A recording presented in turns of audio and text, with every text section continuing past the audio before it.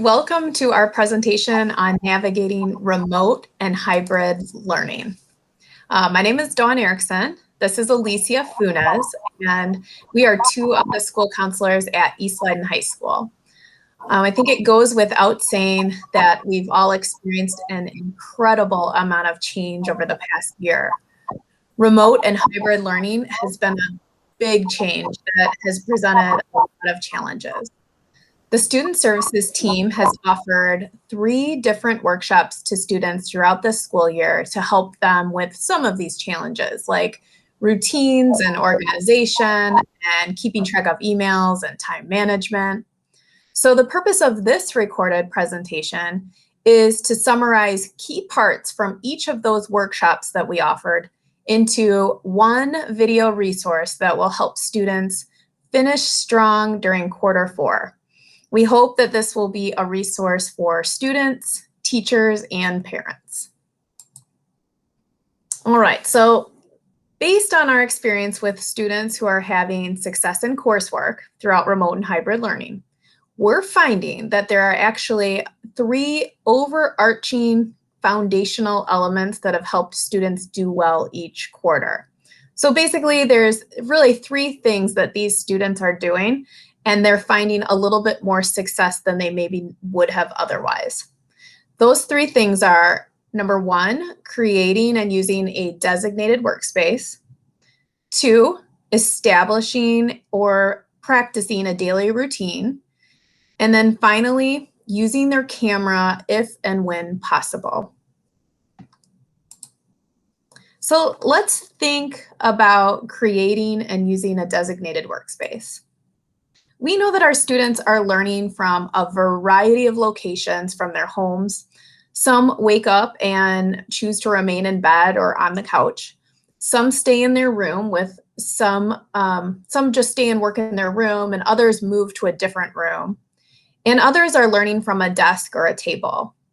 As you may guess, we are finding that students who actually have a workspace separate from their bed or the couch, and potentially separate from their room if they have one, are finding some more success. Because everyone's home and space situation is different, here are a few tips to keep in mind. First of all, work together to find a location with as few distractions as possible.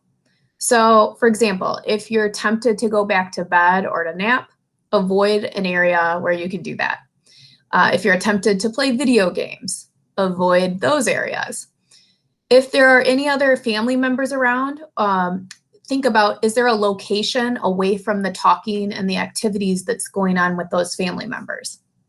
It's really best to work with your family to designate a spot that you'll go to when you're attending class. You'll physically, when you're done getting ready, you'll actually go to this workspace. This separates kind of the behaviors that you're used to and that are typical when you're at home from the behaviors that you want to try to mimic when you're learning as if you were at school. So at my house, we have 2 student learners. One of them is fortunate to have a desk in her room, so she learns from her desk. And for the other, we actually just set up a card table with a chair in another room of the house as a designated spot. Also, something to keep in mind is pick a spot with sufficient light. So natural light is awesome. Nearby windows always great and will really actually help your learning a lot. But if that's not an option, just be sure to have a lamp available so that you have plenty of light. Also, make sure that you organize your supplies at your workspace. So I'm talking about your pens, your pencils, your Chromebook, notebooks, paper, calculator. It's really important to kind of keep you accountable to using your workspace for learning when you have these things right at hand, and it will make it easier for you to get through classes. And then finally, keep your daily schedule visible. So we'll talk about that a little bit later, but whether you have a doc that you tape to your desk or table, or you're using your Google Calendar, make sure that your daily schedule is readily and visibly available to you. So keeping a schedule really relies on that second foundational element, which is keeping a routine. All right, so I look at this pandemic and remote and hybrid learning as a really great opportunity for students to practice some really basic life skills that everyone needs to learn. Establishing a routine is necessary for success, whether you're going to school or you're going to your post-secondary school, or you're even keeping a work schedule. So what does a routine involve? It involves keeping a consistent time that you go to bed and a time that you wake up. This might be the biggest challenge for high school students and teenagers at large. We're all navigating work and school and all of our responsibilities beyond school and even our relationships. So it can be really hard to keep a consistent bedtime and a time that you wake up. But we are seeing that those who are able to do that are proving to find more success in school and truly are healthier individuals overall. So make it a personal or family goal to do this. Also, part of keeping a routine is eating regularly, eating regular healthy meals. This really is what is going to fuel your attention and energy for those longer remote class periods that are on screen. It's also going to fuel your energy to be able to continue doing your homework in the afternoons. So please be reminded, if you are in need of breakfast, lunch, or any other meal resources, you can reach out to your counselor who's happy to help you and your family. Another key to being able to maintain your routine is to build in breaks. Think about school. We have a break after each class where we travel to the next class and see our friends and have a little bit of time to have a brain break. Learning in front of a screen is very tiring. So in the time between your classes, make a point to get up from your workspace and simply move, whether that's taking a walk around the room you're in or around your house, stretching or getting some fresh air. There's a small amount of time built in that will kind of reset you and give you that break that you need and will help you get ready for your next class. Finally, stick to your schedule. It takes a few weeks to create a habit. So just like you have a schedule during the school day at Leiden, if you really stick to your schedule at home until it's a habit, it'll just be a part of your normal routine. For some that are attending in-person learning, they are also choosing to attend open campus to keep the habit of the routine of waking up, getting ready, and going to school, and attending their classes regularly. So open campus is also a great workspace that's free of distractions and has consistent Wi-Fi. So if you haven't tried open campus, you may want to consider giving that a try as well. So regardless of whether you're learning from home or in open campus, another important foundational element is whether or not you choose to have your camera turned on. So there are definitely a lot of reasons why students have chose to keep their cameras off during instruction. We know and think about maybe a lack of privacy or a concern about a home environment.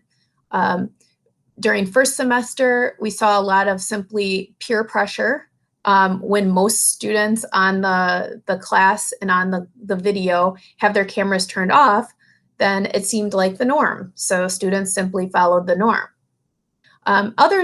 Students that I've talked to just feel like they're not presentable because they haven't fallen into that routine of getting up, waking up, doing their normal morning grooming and going to class. So for whatever the reason, a lot of students have chosen to keep their cameras turned off. But there are also a lot of benefits to keeping your camera on during remote instruction. For one, it offers accountability. So when you keep your camera on, you're accountable to stay engaged during the class.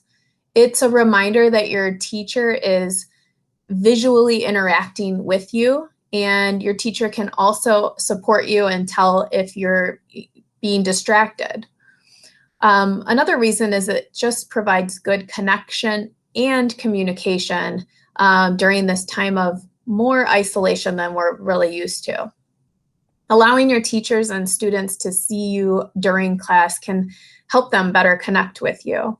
having a screen between you is challenging enough to make connections with others. So turning your camera on can make it much more of a personal experience. And then finally, just for courtesy's sake, consider turning your camera on.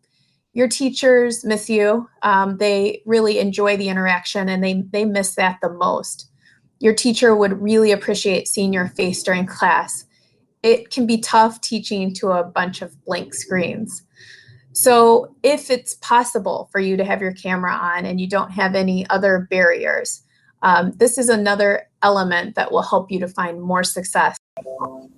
Thank you. So the next step after establishing the workspace and routine that works best for students is having an organization system that can assist students with their daily tasks, short-term and long-term assignments and assessments, weekly commitments, and managing their email.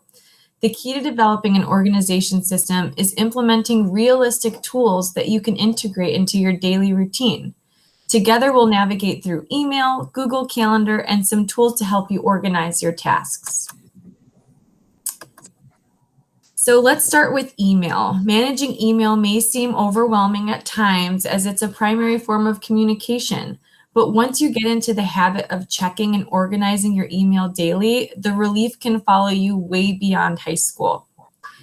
Email is utilized to communicate to you about important updates, general and specific class information, and the main way teachers, counselors, social workers, and other adults can communicate with you outside of class regarding your progress or simply to check in.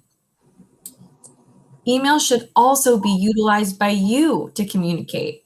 If you have a question about anything at all and you can't access your teacher during class or office hours, send an email every time for communication. Let your teachers know in advance if you're going to be absent from school. This way your teacher is aware of your absence before class and you can learn what work you may miss. If there is anything going on affecting your schoolwork or if you need extra support, let your teachers and counselors know. Your teachers can't read your mind, so the more information you can provide them about how you learn and what you need, the better they can help you. How often should you check your email, you may ask? As often as you can. Before classes, during lunch, and after school. Make it a habit. Try your best to also respond to your emails in a timely fashion. If you receive an email that would take you a minute or less to respond, get it done right then and there. This can prevent your inbox from piling up.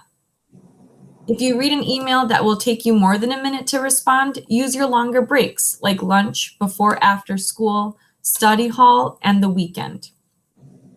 Now let's talk about organizing your email. You are not alone if your inbox is overwhelming and is in need of a cleanup.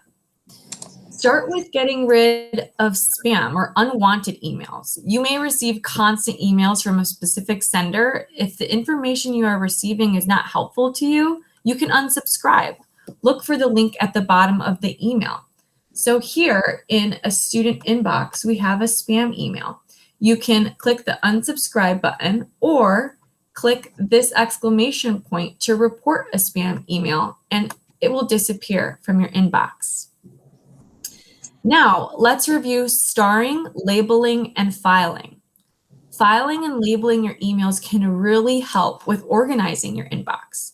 This way, you always know where to find information you want to refer back to.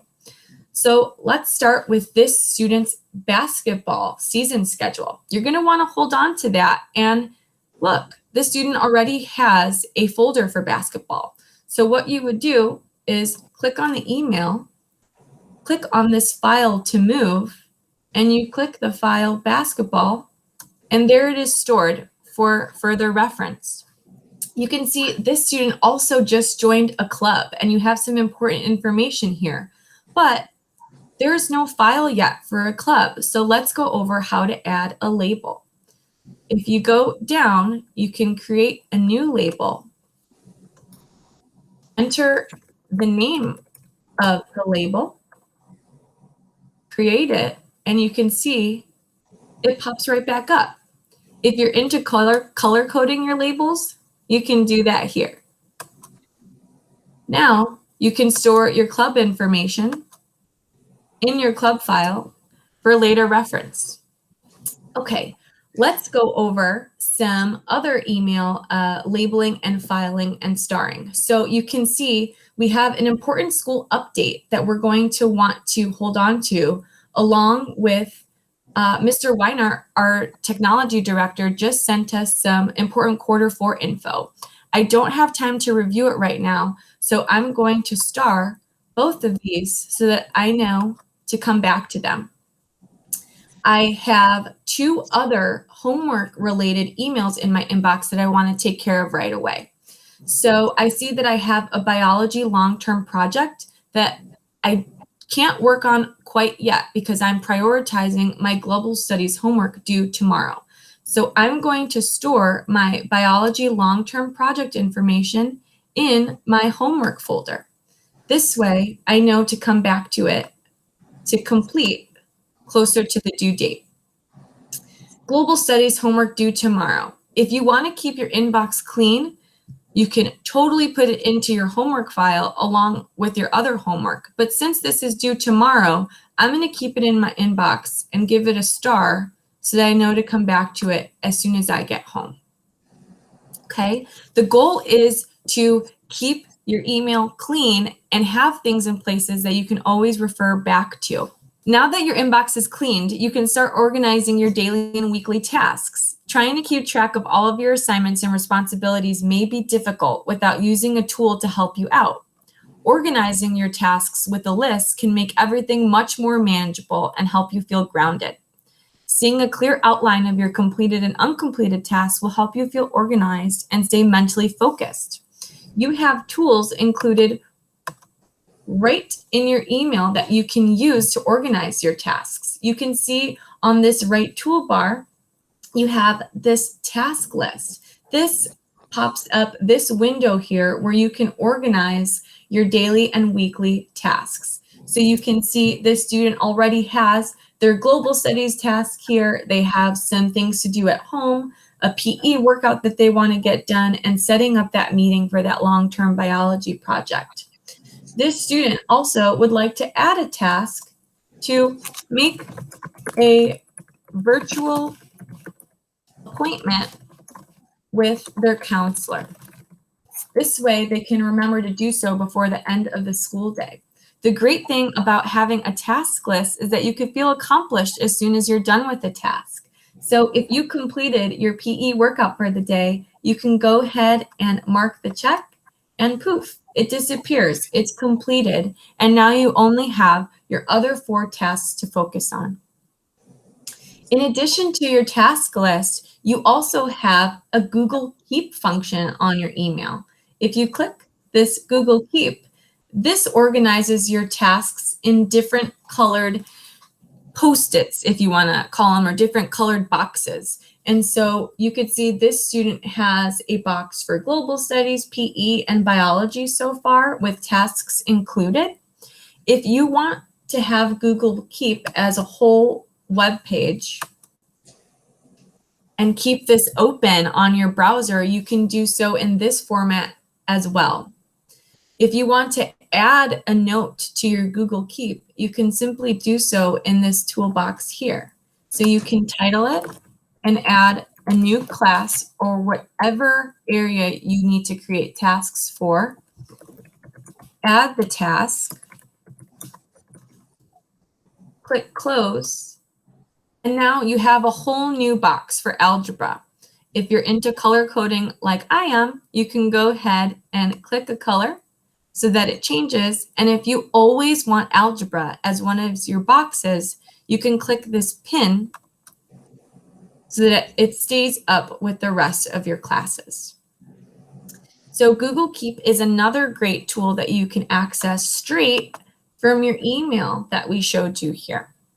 Along with tools like your task list and Google Keep, there are other apps like the Sticky Note app, which is a Google Chrome extension. If you were to Google Sticky Note app, this will download the app for you. And what it does is basically has little sticky notes, kind of like you would in real life. They look just like real life sticky notes, but they pop up on your desktop. so that you can type in any reminders or tasks in that fashion. If you rather would prefer a physical planner or physical sticky notes or a layout in your workspace with your tasks, that works perfectly fine as well. The key is to find something that works for you and that helps you, because this organization tool is to help you organize your day and no one else's. So you're going to want to find something that really works for you. So now that we've gone over how to keep track of your tasks and stay a little bit more organized with your email, we're going to talk about Google Calendar. Your Google Calendar can be your very best friend. If you have all your tasks in order, adding this tool to your daily routine can help you organize and visualize your day so you are always aware of your schedule and your commitments. I'm going to show you a sample student calendar. And again, the great thing is you can access your calendar straight from your email. If you click this calendar in the top right of your email, you can make it a whole new window as well. And we can see that this student already has a good layout for their weekly commitments. So teachers may already be using Google Calendar for your Google Meet sessions. If they're using another platform, you may want to organize your day on your Google Calendar on your own, like this student did. You should be able to find all of your class links in Schoology, so use the calendar to keep track of your daily lessons. So this student has global studies, biology, and then algebra for periods 1 through 3. Next, you're going to want to schedule your PE workouts and any other homework assignments or study time that you need to commit to during the week. Adding your workout and or study time to your schedule in advance can help you make time for them and keep you accountable. You could see this student has PE workouts already scheduled for Tuesday and Friday, but doesn't yet have time to study for their upcoming algebra test. So this student can pick a day, like maybe there's no basketball practice on Wednesday. They know that they can spend some time studying for algebra after their chores. We'll color code this one and add it to the weekly schedule. So schedule the rest of the day and your commitments, your lunchtime, your break time, as well as blocking off time for homework and studying like this student did. Setting aside time for all of your tasks can help you plan and manage your time, which Mrs. Erickson will cover in just a little bit. Okay, so you've set up a workspace, you're going regularly to your classes, and you're organizing and checking your communications daily. I think it's at that point that you realize, wow, there's still a lot of schoolwork to do. So the quarter system that we've set up is in an effort to help you manage fewer classes during, a more challenging remote and hybrid learning. So you only have to manage 3 classes plus your PE class each quarter. But if we think about it, that also means that the class that you're taking is completed in half of the amount of time. So this means there's quite a bit of schoolwork to do, and it also means that you really have to manage your time. So let's take a look at a goal kind of time use for an average high school student. You can see on this chart that we have students' sleep prioritized at 8 hours a night. That may not be happening for you. We know statistically it likely is not, but that would be a goal. We've kind of designated that 7 hours for school time, not only your morning classes, but remember, school doesn't end at 12:30. There's still a lot of homework and schoolwork to get through those quarter classes that are completed more rapidly than in a typical semester, right? And then, of course, we want to have a goal of all of our students having a really balanced daily schedule. So that would optimally include about 3 hours for a student's health and well-being, 2 hours of more of a relaxation, social family time, and then 4 hours for the plethora of other responsibilities that we know all of our students have. So let's kind of start with that sleep. We know that most students do not get near enough sleep to really stay focused and have energy throughout a school day. So I'll remind you to work toward that consistent bedtime and wake time to stay healthy and have energy and focus throughout your day. So the bulk of your actual day when you're not sleeping is going to be schoolwork. That's because you're a student. So plan ahead. Schedule your routine according to your classes, but then your free time in 30 to 45-minute chunks of time. And be sure to schedule in those 5 to 10-minute breaks in between. You have the opportunity here to develop a lot of time management and planning skills during this time. If you commit to a routine during remote or hybrid learning, you can kind of accomplish that time management before it's really critical when you're a working adult. Also, remember not to neglect your own health. So, along with proper sleep and regular meals, exercise is equally important.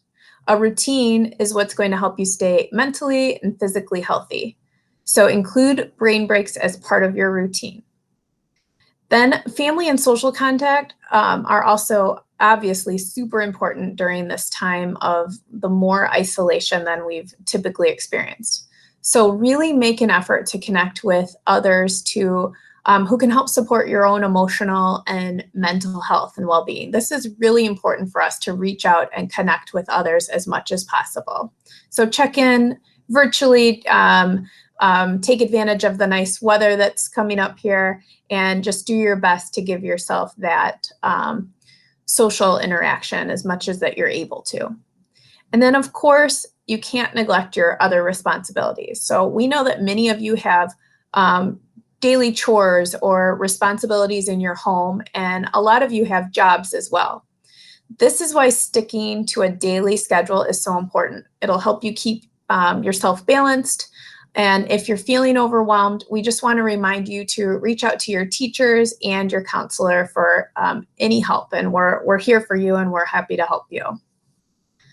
Sometimes, even if everything's balanced and we have all the tools in place, it's really just hard to stay motivated to complete work, especially when we're working independently and in our own homes.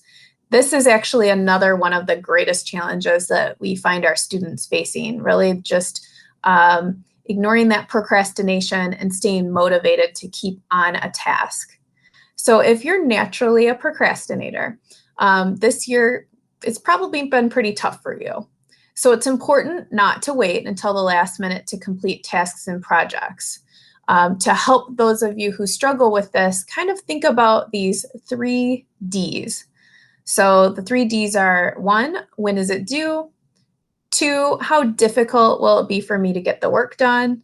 And 3, is this something I want to do? So first and foremost, prioritize your due dates. You'll tackle those first, of course. Then look ahead to the projects or the work or assignments that will be difficult. My advice is don't leave those difficult tasks to the last minute. So when you have extra time in your schedule, like Ms. Funes was just showing you, you can kind of manage with your Google Calendar. Really plan those tasks out and stay accountable by putting it on your calendar. Take a look at your upcoming work and think about the things you might like to do. So when you have a break after the school day ends or in the evening, maybe decide that you're going to tackle the work that you desire to do or that you don't mind doing at all with that extra time on your hands. All right, so now that you have some tools for organizing, managing, prioritizing your day, don't forget about one other really, really important resource, and that's your parents or your guardians. Okay, so as a parent or guardian, you may appreciate some guidance on how to navigate some of Leiden technology to further support your child's education. We're going to review 3 helpful tools and resources for you to continue getting involved with your students' progress and staying connected with important school information. First, we have Schoology. As you can see, Schoology is Leiden's learning management system, where students can access course meeting links, course materials, digitally submit assignments, take assessments, review grades, and much more. All parents and guardians that have an email on file should have received an email that looks like this. If you are having trouble accessing your login information, you can send an email or call our technology department, and they will be happy to assist you. Next, we have the Home Access Center. This is a portal used to view real-time attendance information, grades, progress reports, report cards, unofficial transcripts, and more. You can also use Home Access Center to update your email address on file with the district. You can get to Home Access Center by clicking on the home icon at the top of any Leiden webpage or by using the link here on the resource. Your username is your email address, and if you need help with remembering your password, you can call the assistant principal's office or send an email to technology. There is also a convenient mobile app called eSchool Plus Family app, where you can get direct access to your students' information through your phone. You can learn more about Home Access Center by reviewing the slide deck at the bottom of this resource. Lastly, we would like to share our Student Services webpage, also located on the Leiden website. On our homepage, you will find our virtual office filled with important links like our monthly newsletter and transcript requests, in addition to direct access to your students' counselor's contact information. Our website has several resources to help students and families with their success while in high school and planning for their post-secondary options. So we encourage you to become familiar with the services we have to offer. A goal for this week is to log into Schoology and Home Access Center with your student and take a tour. You can really support your student if you schedule a time to do this with them weekly.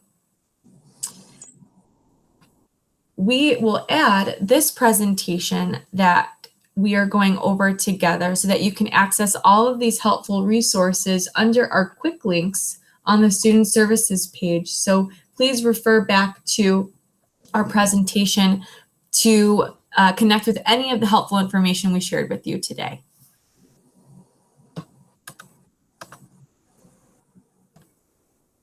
Okay, so we just want to thank you for your time. Thank you for all of the support that you've given staff and students. We just thank you for trying your very best.